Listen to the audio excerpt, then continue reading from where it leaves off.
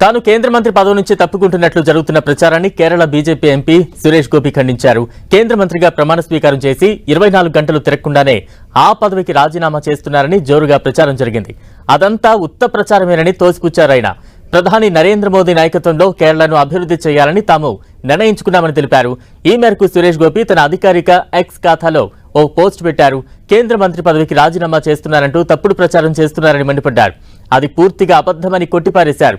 ప్రధాని మోదీ నాయకత్వంలో కేరళ రాష్ట్రాన్ని అభివృద్ధి చేయాలని తాము కృతనిశ్చయంతో ఉన్నామని సురేష్ గోపి క్లారిటీ ఇచ్చారు. సురేష్ గోపి కేరళలోని త్రిశూర్ లోక్సభ స్థానం నుంచి బీజేపీ ఎంపీగా గెలిచారు. కేరళలో బీజేపీ తరపున ఎంపికైన తొలి ఎంపీగా గుర్తింపు పొందారు. ఈ క్రమంలో ఆయనకు కేంద్ర కేబినెట్ బెర్త్ దక్కింది. దాంతో ఆదివారం కేంద్ర సహాయ మంత్రిగా ప్రమాణ స్వీకారం చేశారు.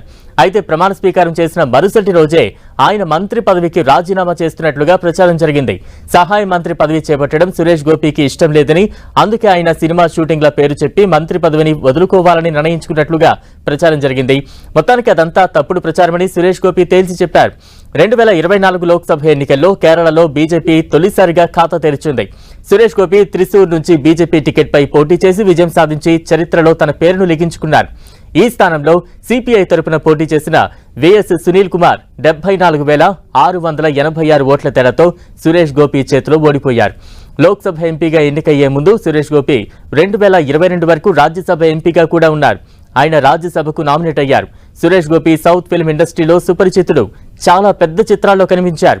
ఇది కాకుండా అతను అనేక టీవీ షోలకు హోస్ట్ గా కూడా చేశారు.